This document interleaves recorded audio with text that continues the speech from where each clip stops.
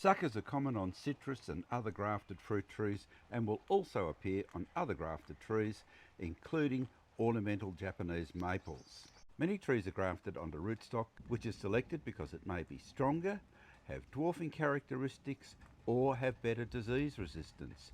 The fruiting stock is selected to produce the best fruit, and on ornamental trees for the best flowers or foliage, as is the case with Japanese maple trees like this. This is a lime tree, and we do love our limes. This tree is around about 15 years old, but let's take a look at the graft. This is the graft here, and there are no suckers on this one. This is the rootstock, and this is the fruiting stock. This is the graft. Suckers appear below the graft, and they all need to be removed.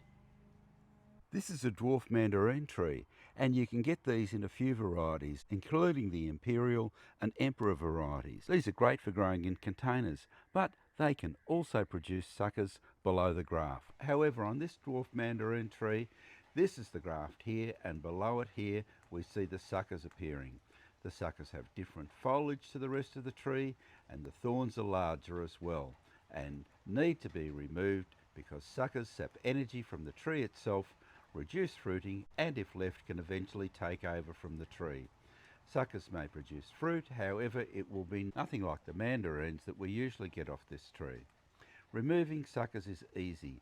If they're large like this, simply cut them off with pruners or secateurs. If they're smaller, you can rub them off with your fingers. Japanese maple trees will also produce suckers. Here's an example of the foliage that the sucker will produce against the heavily dissected foliage of this maple, which is Hanamatoi. Here's the graft, and below the graft we have a few small suckers. Remove this type of sucker with your fingers. Simple. Not all grafted trees put out suckers. Some will produce more than others, but our recommendation is to remove them as soon as they appear. For more information on pruning a whole range of trees, growing vegetables in your garden, succulents, roses, indeed everything to do with gardening, subscribe to the YouTube channel for regular updates. And as always, good luck with your gardening.